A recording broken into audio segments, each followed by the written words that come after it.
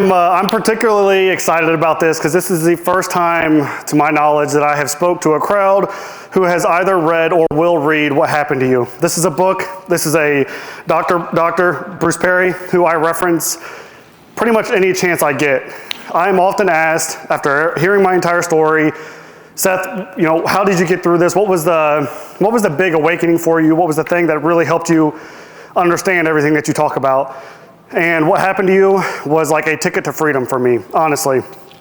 It opened up a lot I'll get into throughout my story.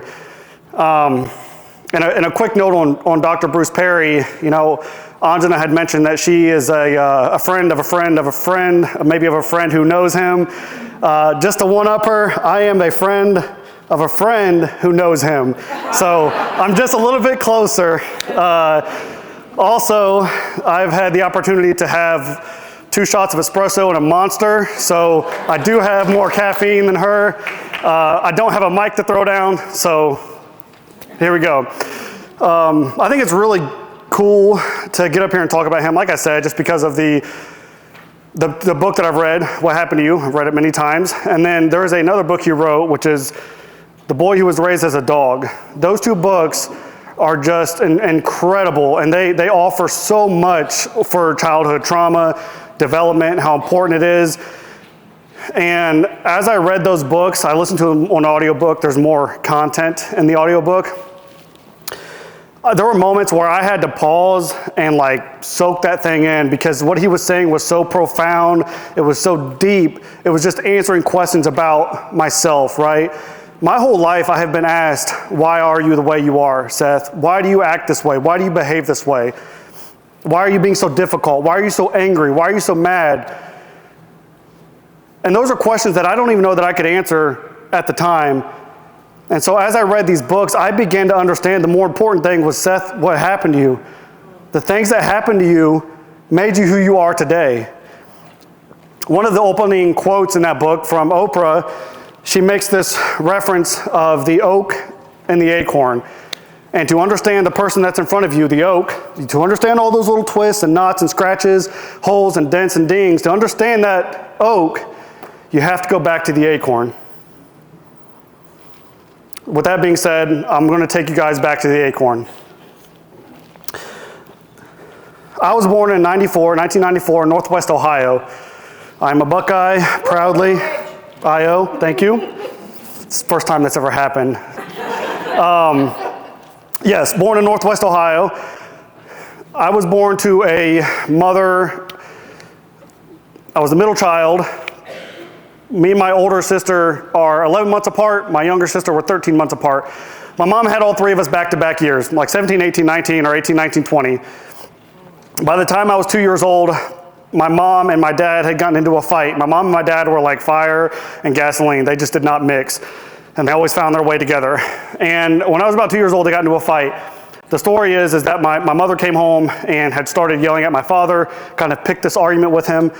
And my father then got mad, chased her through the house. They went into the kitchen. A knife was pulled out.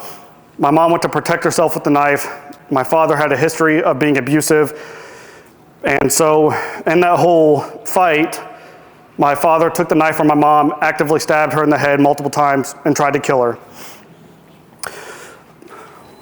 Thankfully, I was not present in that moment, but there are other stories of where my mom was holding me as an infant, maybe 1, 2 years old, and my father, in his violent nature, attacked my mom and actually broke a spice rack over her while she was holding me. She had turned to shield me, and he broke the spice rack over her. Most people would look at that and say, you don't remember that. You're 1, you're 2, you don't remember that. You were a baby. And the more that I have learned in my uneducated reading and whatever, I don't have any letters after my name, but the more that I learned about trauma, it speaks volumes to how I was as a young man. To be around such a stressful and toxic and violent environment, it speaks and explains to me why I was the way I was as a young man.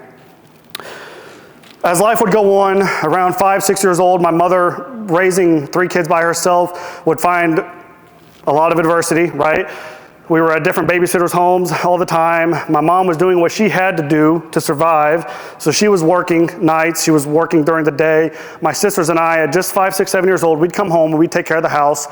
And we'd do our chores, we'd clean up the house, we'd cook our food in the microwave, and we were doing what we had to do. And that was completely normal for me. As a father now of three kids, actually now, a 7 to 5-year-old and a newborn, I realized that a 7-year-old and a 5-year-old should not be at home cooking food on the stove and doing the laundry and all of those things, right? They should be living their lives. Those are one of the realizations that I've come to as a father that's been incredibly helpful. But it was challenging at first. So in those times in my youth of growing up like that, you can imagine a child who's unsupervised, what they might get themselves into, which is generally trouble. And while my mom was gone during the day, my sisters and I were curious, and we would move around the house, and we would kind of check the cabinets and the drawers, and we'd see what's in the house when mom wasn't home. And unfortunately, we came across a collection of porn, VHS tapes. So at just 5, 6 years old, we were watching these full-blown porn movies, for lack of a better word. You can only imagine like what that does to you, right, as a young man, and what kind of perception that gives you, or perspective that gives you on relationships and women and connection, what all that means to you. Unfortunately, around that same time, at a babysitter's, we had a babysitter's house that we would frequent. We would go there for a day or 2 days or 3 days, sometimes a week or 2 weeks. Sometimes we'd live with them for an extended amount of time because my mom was, excuse my language, but she was getting her shit together and she couldn't take care of us. And due to the nature of a single parent, no father, a lot of instability in the house, babysitter who we could trust because they were close family friends and they wouldn't do anything to hurt us. There was a older kid there who was maybe 15, 16. I don't really remember how old he was. The only idea as far as age goes that I have for him is that he looked like a man. I did not. And he took me up into his bunk one night and he exposed himself to me. He pulled down my pants. He touched me, he made me touch him. And so at 5, 6 years old, like I said, I had been exposed to porn, and then now I had just been sexually abused or molested by this kid who was 16, 17 years old. I did report that. I told my grandma and grandpa, and like in a lot of cases, specifically like this, the family denies everything, right? My son wouldn't do that, he didn't do that, that didn't happen. And instead of some sort of support system or structure or intervention, we were met with just disbelief, right? And I was sent right back to that house to be babysat. Yeah, I don't remember that happening more than a few times. I think it did stop once I made that report. Maybe they said something to the kid. I don't remember that being a prolonged situation, and it was rather mild in terms of molestation or sexual abuse goes. Nonetheless, it was still, I'm sure, had impact on me that I didn't understand at the time.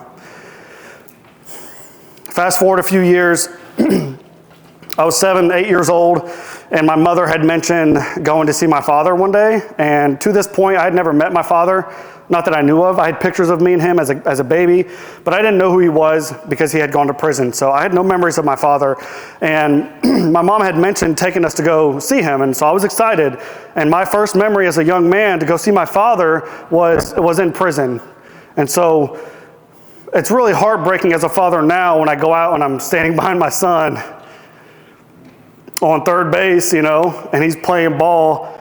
And these are the memories that he has, and I'm just like living through him vicariously. Like, I just wish I could have had these memories. And so when he catches the ball and he throws the kid out, or he does what he has to do, I pick his little ass up and I just give him a hug and I sniff him on his head, because we all know, like, little kids that just got that little smell, you just want to.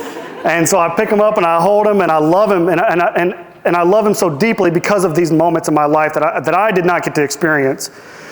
I don't have any memories of my father picking me up. I don't have any memories of a man in general picking me up and holding me and loving me. And as a man today, I'll tell you that's incredibly important. And there's nothing wrong with that. So I walked into the county jail or the prison, wherever it was at, And there's this long line of cubicles. There's plexiglass. There's a black phone on each side of the glass. And I sit down. This man walks in. He's kind of tall. He's bald. He's got really jacked up fingers. He's got tattoos all over his body, a bunch of prison tats. He's got pain and big block graffiti letters across his throat. He's got a skull tattooed on the back of his head. And he walks in and he sits down, and I see like Ozzy across his knuckles. That was his favorite rock star. And he looks at me, and I know he's my father, although I don't really recognize him. I just, for some reason, I know that's my father. And to me, it felt like I had this piece of a puzzle that I had completed the whole puzzle, and there was just like one little piece in the middle that had a hole in each end that just, there's only one piece that goes there, and that was him, and I couldn't have him. And I picked up the phone. I was the first one to grab the phone, and I just cried for 20 minutes. And I put the phone down. My sister spoke to him. My mom spoke to him, and I couldn't do it. I just fell apart, and I just cried the entire time. And that's my first memory. That's my earliest memory of my father.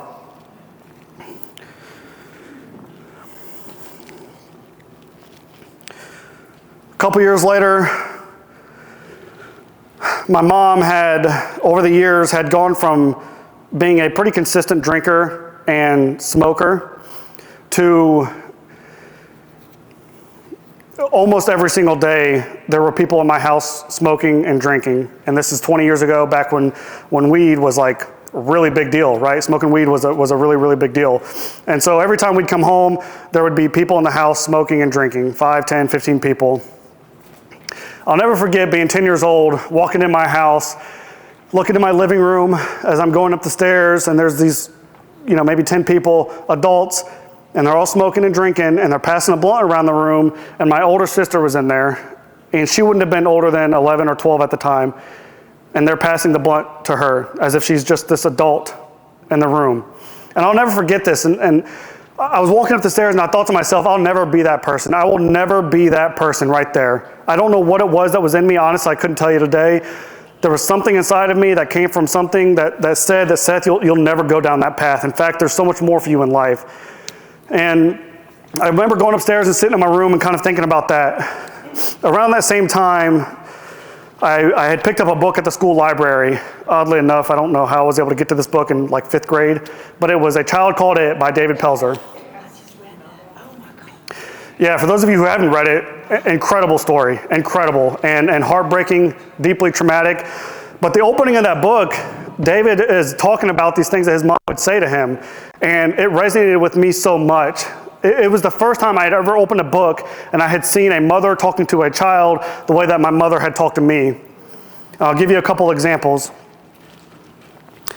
I was sitting in my bedroom one day playing video games, and I'm sitting on my bed watching the TV, playing the video game. My older sister came in the door right here, and there's a wall, door, my bed's up against the wall. My older sister came in, she's venting to me about this fight she had just gotten in with my younger sister, and I'm kind of listening to her. Door's closed, my sister has a sucker in her mouth, and out of nowhere, my mom the door just kicks open. My mom walks in the room, looks to her right, and hammer fist kind of style starts punching my sister in the mouth and the face. I remember just this violent moment where she walks in, boom, boom, just striking my older sister, and I immediately jumped on the other side of my bed. I'm behind my mattress looking up at my mother while she's hitting my sister, and I'm just hysterical. I'm screaming and crying, and I don't understand why this is happening. And my mom, once again, excuse my language, verbatim looks at me at 10 years old and says, "What are you fucking crying about? Stop being a fucking bitch."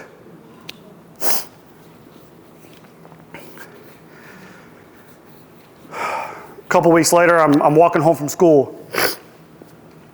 My cousins and I decided to walk home instead of ride the bus because we were boys and we were dumb and we like to do dumb things. And so that's what we did. And on the way home from school, we were getting into fights and messing with people and all this. So it took us a while to get home. When I got home, my mom was not concerned in a way of like, where has my son been? I thought that, maybe you were lost or whatever. There was nothing of that. It was just anger. And it was like I was an inconvenience to her, as of, where have you been, right? Go upstairs. Go upstairs right now and bend over the bed. And I knew what was coming. Mom had her paddle that she was so proud of. There was this 2x6 wood with a handle carved in it, a bunch of holes drilled in it. It was designed for optimal whooping of your children. And I go upstairs and I bend over the bed. I grab the blankets because I know that if I let go of the blankets, she's going to keep swinging. And if I try to protect myself, she's just going to hit my hands. So I bend over the bed, and the first strike my mom hits me with, I know something is wrong within an instant. I just know that this is not right. She hit me hard enough. I bounced off the bed. I fell to my knees, and she kept swinging. And she hit me across my back maybe 3 or 4 or 5 times. And I don't remember the physical pain of that day. I don't remember like how many times she hit me. But if I tried to paint a picture of that room, it's just a room filled with like a dense fog, like a dense smoke, and it feels like you can't breathe in there. It's just, if I think about that room today, it's scary and it's sad and it's angry. And there's just a dense cloud of smoke and fog, and you can't breathe, and it's holding you down. And as my mom struck me down, I'm laying there on her floor, screaming and crying and begging her to stop. She tells me to go to my room. Get up and go to my room. There was no love. There was no empathy. There was no compassion. There was no, I'm sorry, I overreacted. There was nothing. I go to my room and I laid there for hours and crying and crying. Once again, I don't think that I was in this like immense amount of pain where I was paralyzed and I couldn't move. I think my heart was just broken that I didn't have this mother to love me and to protect me and to hold me. And I didn't have a father. And around that time, I began to evaluate my own worth. And when is this going to end? And I started to have this deep infatuation with suicide, this relationship with taking my life. I began to think about hanging myself, cutting myself, shooting myself, jumping from a height that I wouldn't survive. There was a river next to my house. I thought about going into that river. And I would think about these things on a daily basis. As simple as it is to pick up a bottle of water and take a sip, I would have these thoughts like I could just end it right now. And to be honest with you, those thoughts carried for most of my life. During that time, the only thing that I really think stopped me from going and committing the act was the idea of pain. I knew that there would be this inevitable pain that would be associated with this act, and I did not want to do that. I didn't want to feel that. I didn't want to feel the knife. I didn't want to feel the impact. I would often sit outside my window and look down on the pavement and just think, if I land just right, it'll all be over.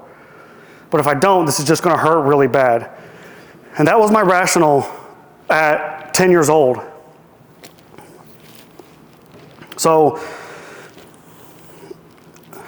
if things couldn't get any worse, it so seems whenever I tell my story, it's just like this deep, deep pit that we just keep climbing in. And it goes a little bit deeper. I meet this kid who lives down the street from me. His name is Jacob, for the sake of the story. And Jacob's a couple years older. He takes me under his wing. He becomes like my mentor. He's protecting me. And Jacob was a great kid. He was in high school. He was awesome. After knowing Jacob for a couple months, he knew my situation at home was bad. He knew that I didn't have a lot of food and that we were poor and on welfare and all these things. And my mom was kind of crazy. He knew all these things were happening. And so he took me under his wing. And after knowing Jacob for a few months, After knowing Jacob for a few months, I'm at his house and I'm coming down the stairs, and there's this man standing in the doorway. He just walked in, and he's like 6'6", 6'5". He's 380 pounds. He's big, wide frame. He's got aviator-style glasses on, like the Dahmer-style glasses. Long, black, slick-back hair. You can tell he's Hispanic, but he's got a very pale complexion. But you can tell he's like a Hispanic. And I'm standing there looking at him, and he says to me, he says, "Hey, what's your name?" "Well, I'm Seth." "What's your name?" "I'm Mondo." "Oh, hey, Mondo." He's like, "Hey, Seth, do you like football?" "I love football." "Do you like video games?" "I love video games." "You like pizza?" "Love pizza." He's like, "Cool, well, why don't you come up to my house this weekend with me and Jacob, and we'll hang out, watch football, play video games, and eat pizza."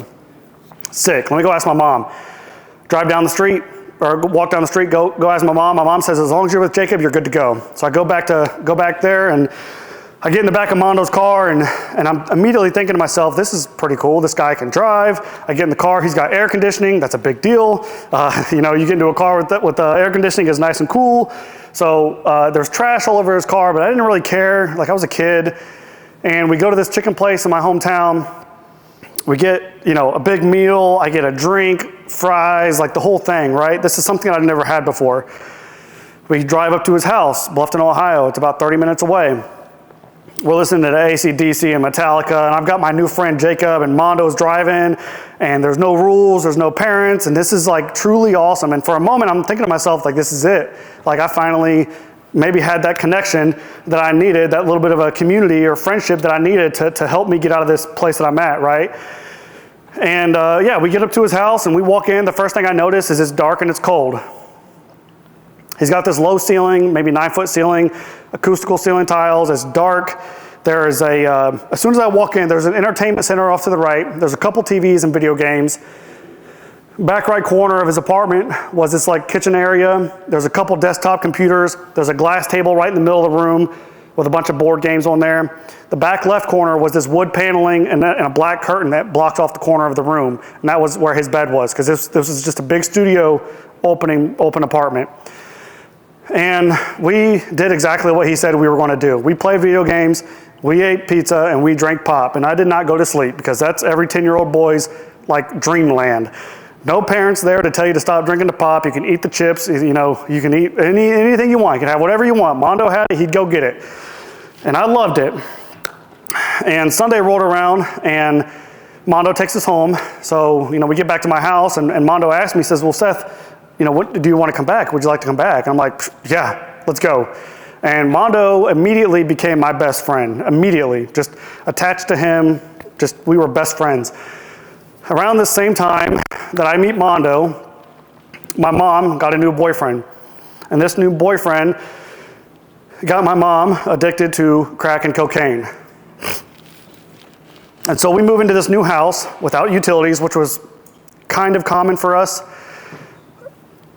And I'll never forget, like, going to this house, walking upstairs to go find my bedroom, because every kid is excited to go find the new bedroom. And I walk in, there's hardwood floors, they're buckled across the floor.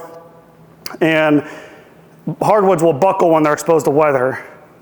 They were buckled because there was a hole in my ceiling that was about 3 feet deep and about 4 feet wide. And my room was completely exposed to the elements above. Like, cold winter in Ohio.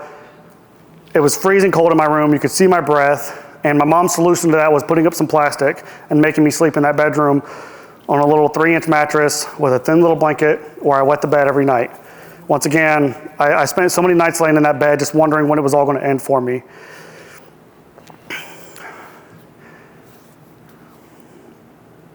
In that house, there was a lot more violence. There was a lot more anger and rage and abuse. There were a lot of people that came in my house every single day, 5, 10, 15 people. They'd walk in the front door, they'd go to the back in the bathroom, and they'd get high all day long. When we moved into that house, I began to tell Mondo a little bit more about me, and we started to have these conversations that really made me feel comfortable with him. He would have these very deep, like almost philosophical style conversations with me, and that just made me feel like I'm supposed to be here with him. It made me comfortable talking to him. It made me feel understood and heard and loved and seen. I could talk to Mondo, and I wasn't like I was like a child anymore.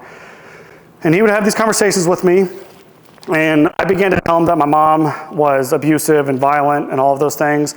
I told him I had 2 sisters. I told him that I was actually a really good student in school. I was a straight A student, despite everything that was going on.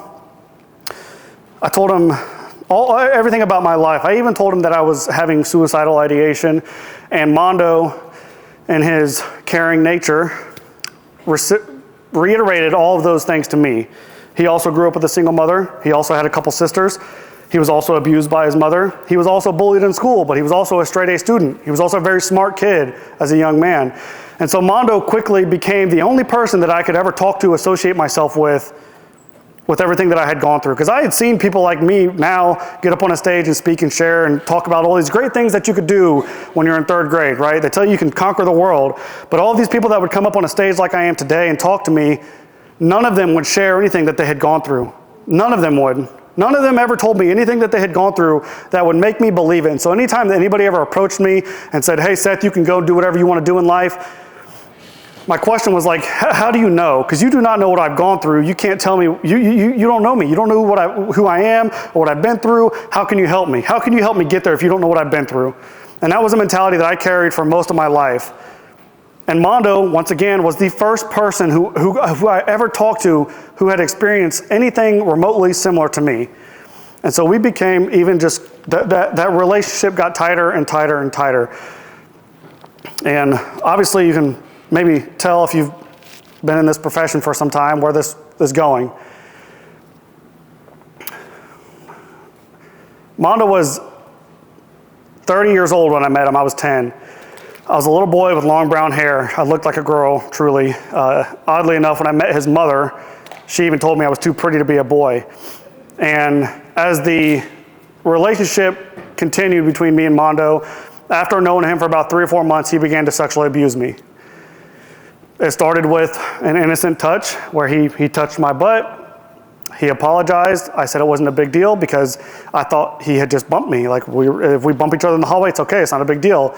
He then put his hand back on my butt and he said, so this is okay. And right in that moment, I knew something was wrong. I knew that this was not okay. In fact, I was not so naive. I mean, I knew exactly what he was trying to do. But to me, it felt like I was on a roller coaster. And it's like getting to that last click and you're kind of looking down and you're like, okay, this is the ride that I'm on. Unfortunately, I can't get off right now. I'm strapped in and I'm not getting off this ride. There's nothing I can do. At least that's how it feels. And we took that ride.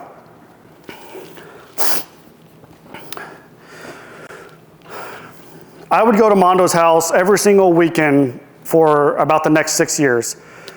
Every single weekend. Memorial Days, 4th of July's, Thanksgiving, Christmases.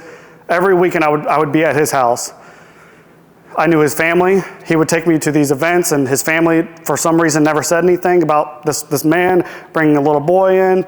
And as Mondo would strategically and patiently round the bases, for lack of a better word or phrase, as he was doing that, he would often tell me that I was too pretty to be a boy. He would repeat these phrases that he had kind of hung on to over the years. And there's a lot of these phrases and these things that he said to me that are truly haunting, and I'm going to share just a couple of them, not for the sake of shocking you, but I think it's important to note the intensity of some children's lives and the intensity of some of the things that some kids go through. One of the more haunting things that ever happened was a couple years into the friendship. I was back in his bed with him, and unfortunately, or maybe fortunately, I was never able to dissociate, so I just remember everything about all of these situations. I was never able to put somebody else in that room with me. I was there the entire time, and it felt like hours. There was no clock, there was no reference there where I could look at something and say, I got 45 minutes and I'm done. There was nothing. There was just this, we talked about it earlier, this predictability, right? In a way, I had this, almost in a positive way, I knew what was going to happen. I could prepare myself what was going to happen. I was going to go back to his house. I was going to play video games. I was going to eat some pizza. And then these things were going to happen. And in a way, I was able to mentally prepare myself for this. The inverse of that was like going home where my mom was very unpredictable. The home life was very unpredictable. I had no idea what was going to happen Monday through Friday with my mom. But Mondo was very predictable. Things were going to happen 8, 9, 10 o'clock. He was tired. He was ready to go to bed. And he would call me back there. And on this particular night, he calls me back there. And he starts doing what he's doing to me. He's touching me. He's trying to get me to participate. And throughout all that, he eventually works his way down and he performs oral sex on me. And while this is happening, obviously you can imagine I'm very confused and struggling with what's going on. Excuse me for this, but I have my first orgasm. Mondo looks up at me at 12 years old and he says to me, "Did you enjoy that?" Yes. That's what I tell him. And then the next thing he says to me is, before I die, I'm going to fuck you, is what he told me. That is terrifying in so many ways as a young man.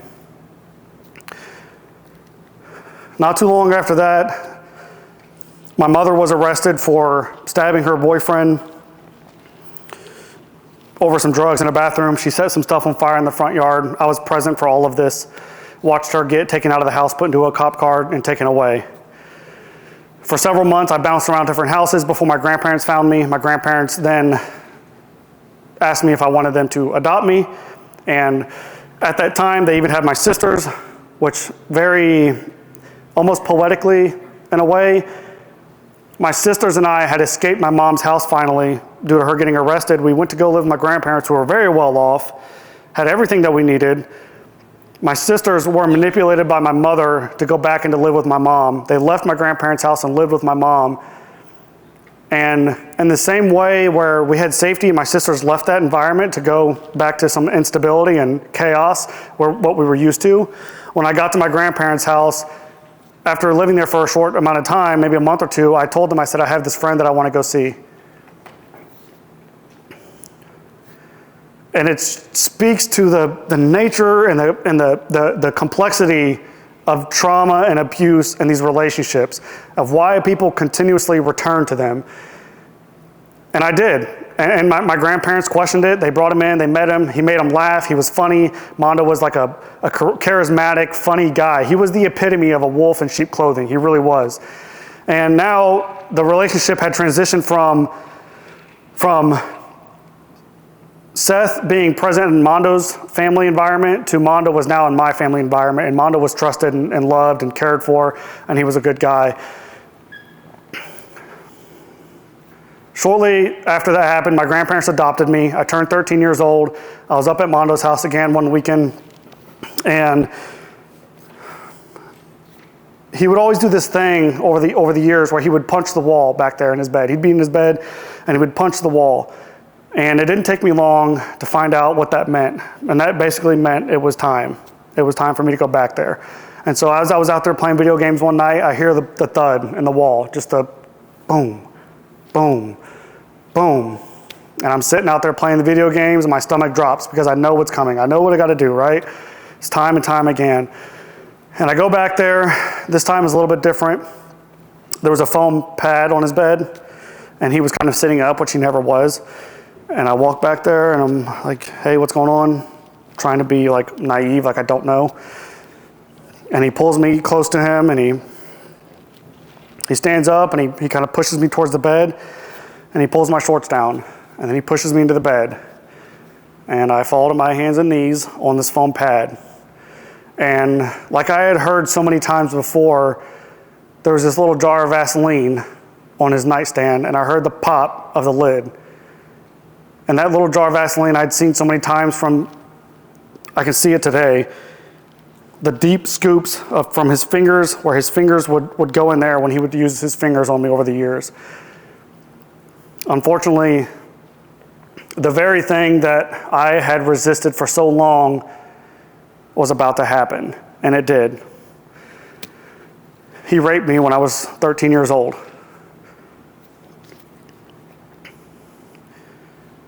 After he was done, he wipes me up with a towel. I walk to the bathroom, and I'm sitting on this toilet, and I'm just crying. I've got my head in my hands, and I'm crying, and I'm crying, and I'm just wondering why my life had to be the way that it is.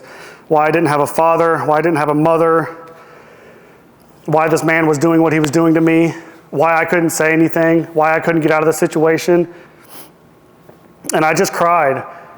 I was so scared. I was so scared I had some sort of disease. I was scared that I had HIV or AIDS. I didn't really understand how it worked, but that's what I was scared of.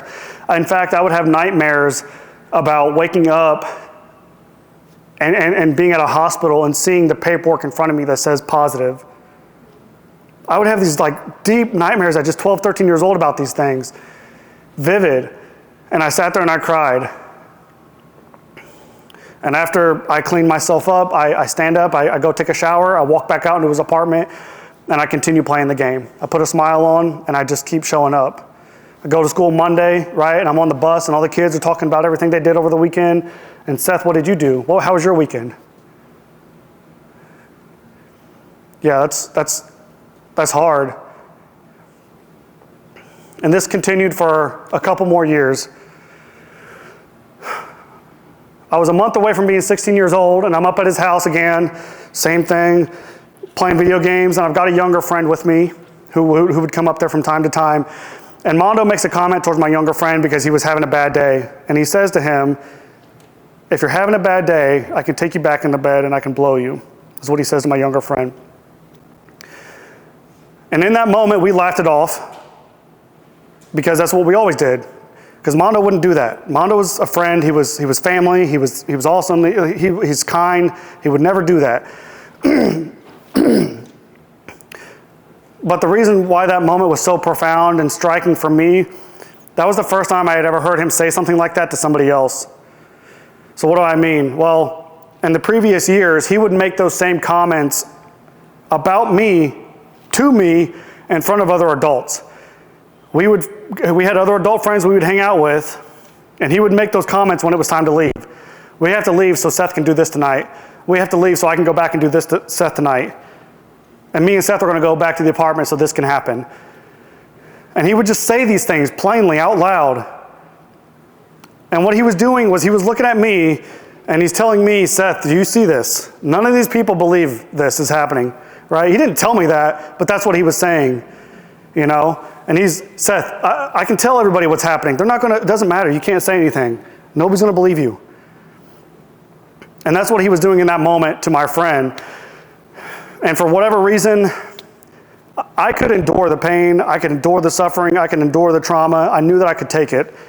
But I could not stand to let somebody else go through it the way that I had. And so in that moment, I made a decision. I reached out poetically and ironically enough, maybe, I don't know what the word for this is. I reached out to Jacob, the kid who had introduced me to Mondo just 6 years prior. I tell Jacob on this online game, I said, hey, I need to talk to you Sunday. Sunday rolls around, Mondo takes us home, and I'm at my house. Jacob shows up. He was in college at this point. Jacob shows up. It's just kind of like a routine college visit. He comes home, sees us, and we go into my bedroom, and I'm pacing back and forth, and I'm telling Jacob, like, hey, man, I got to tell you something. I don't know what to say. I don't know how to say this, and I've been wanting to say this for a long time, and I just don't know the right words, and this whole time I'm thinking in my head, like, nobody's going to believe me, right? Nobody's going to believe me. This is Jacob's best friend. Jacob has known Mondo for 10 years. I've only known him for 5. Like, there's no way that this is going to go the way I think it's going to go.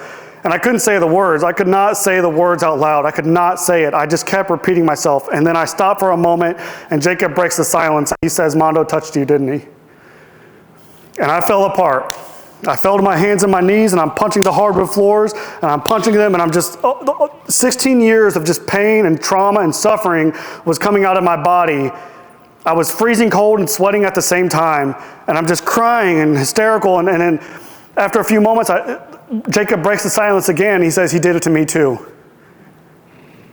And once again, it's no longer about me. I'm looking at my best friend, this guy who's like a hero to me. He's in college, he's dating the girls, he's partying. There's no way that this man who I admire so much, who's a hero to me, went through the same exact things that I went through from the same person. And once again, he says to me, he says, Seth, he says, listen, whatever you want to do, I'll follow your lead. Do you want to report him? I'll follow your lead. Do you want to keep it a secret? That's totally fine with me.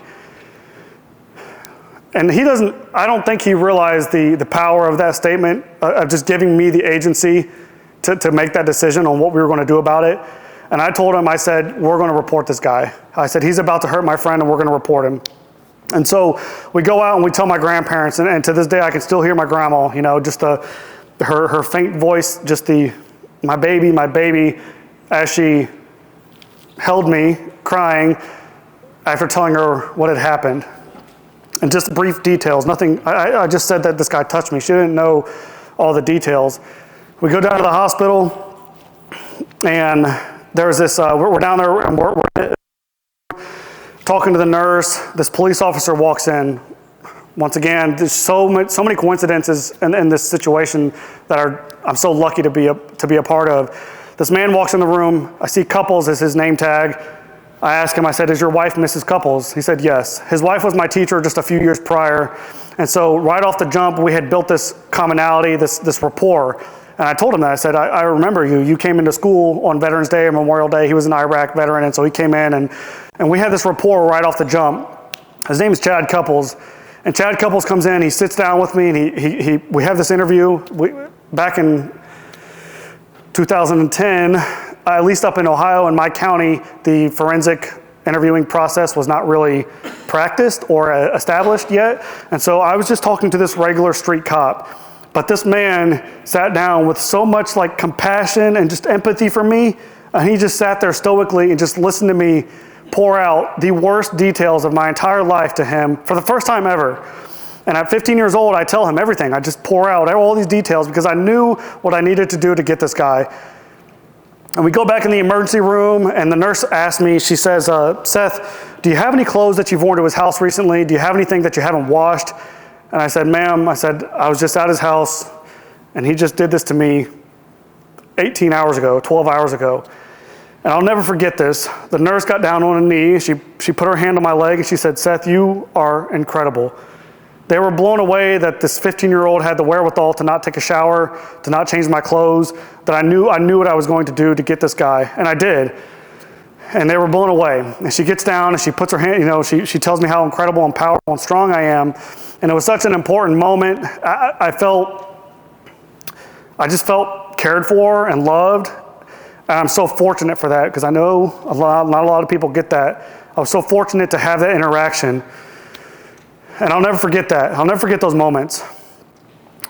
I go home after that, and Chad Couples went up and got an out of custody confession from Armando Vasquez in Bluffton, Ohio.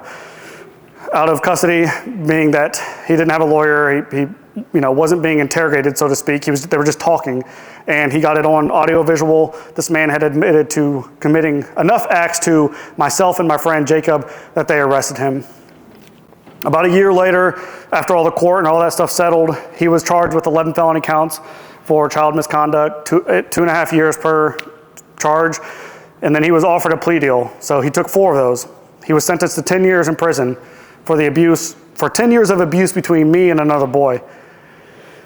That was back in 2011, and he would be free today had he not died in 2019 in prison. That was the end of his story. My story with my childhood and everything that I had gone through had ended at that moment as well. I was going on 16 years old. I had just gotten my braces off. I had some nice, fresh, bright new teeth. And 2 weeks later, I was at the fairgrounds chasing girls. And I just packaged all these things up, put them aside, and kept it moving. And nobody would have ever guessed all of these things that I had gone through. Because I was a straight A student, I was a social butterfly, I wrestled, all the kids knew me, I was always running around with all these girls, I was doing all these things that I just looked like a normal child. If people would have been more informed, possibly, they probably would have been able to put 2 and 2 together. There were a few people here and there that did step up and help me. And so that all happened, that was about 15 years ago, 16 years ago, almost today. And so in the last 15 years, I've done a lot with my life, and a lot of that was about changing my identity and changing who I am as a person. I think that a lot of people that go through what I went through, we go through this life and like we have this victim identity or this survivor identity. And to me, when I hear the words like victim or survivor, I think a lot of people put us in a box, and it's like this person's damaged, this person's broken. It's like when you're in the grocery store and there's this can of green beans that's got a dent in it. There's nothing wrong with the can, there's nothing wrong with the green beans, but it's got a dent, so I'm gonna get the one behind it, right? We just don't want that one. And most of my life, I felt like damaged goods. I felt like there was something wrong with me, and so I worked to change my identity for who I am. There are far more interesting things about me than being a survivor of sexual abuse and trauma and violence and all this stuff. So what I did in my adulthood was I served in the military. The military was my first ticket to doing something honorable and something that I could be proud to tell people. There's no badge of honor that comes with sexual abuse or abuse or drugs or violence, or there's no badge of honor that comes with that. But when I put my uniform on and I serve my country and I go overseas and I do all these great things, there's a sense of pride that comes with that. Not only did I serve my country, but then I began to run ultra marathons. So I ran 7 ultra marathons in 9 months. Now I can call myself an ultra marathoner. And then I began powerlifting. Now I call myself a power lifter. And now I'm a husband. I've been married for almost 10 years. I've got 3 beautiful kids. I'm a published author. In fact, not just a published author, I'm a best-selling author.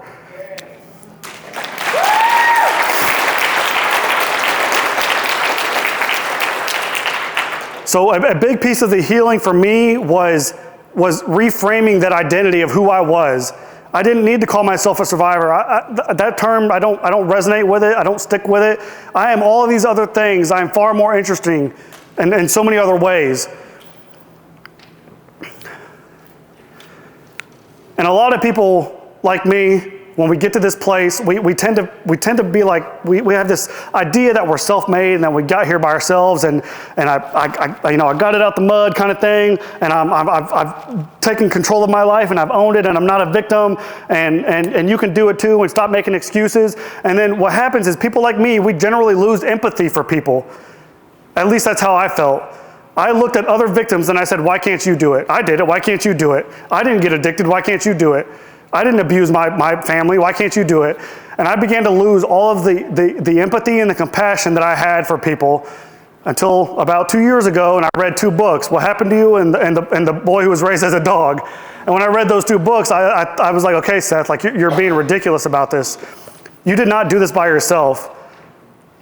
I would not be, listen to me, I would not be in the shoes that I'm in right now if it was not for people like you, okay?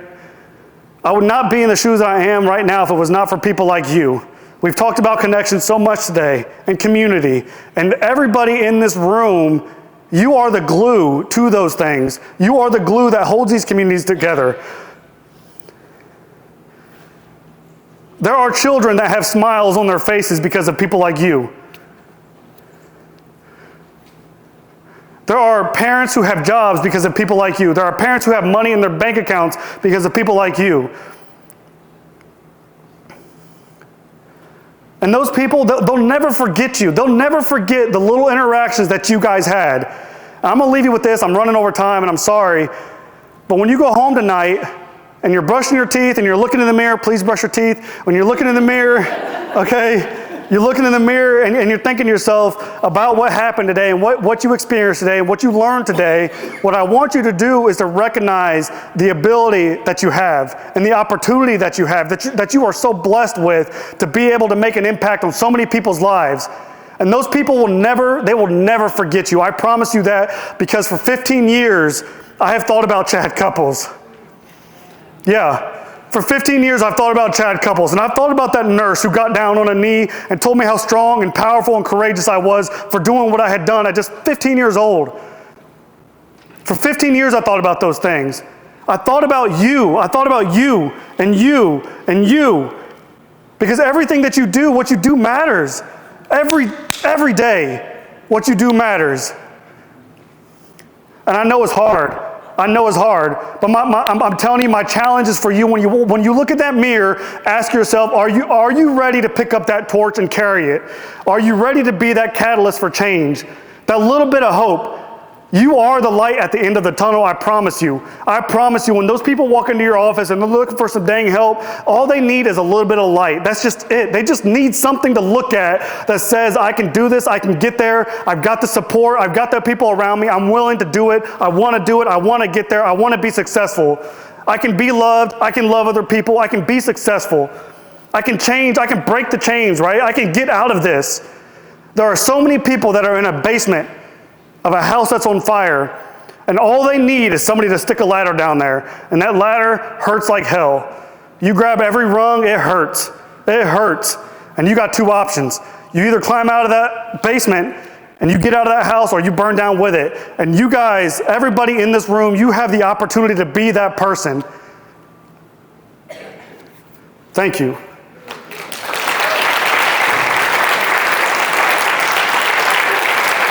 Thank you.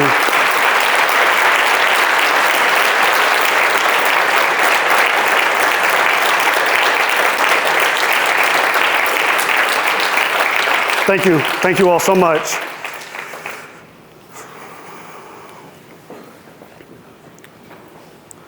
Side note, I forgot to mention, when I was writing my book, I for what it's worth, I wanted to find Chad Couples so bad. I knew who he was this whole time. I would type his name into Facebook, I would type his name into LinkedIn, and then I would delete it because I was scared to find him.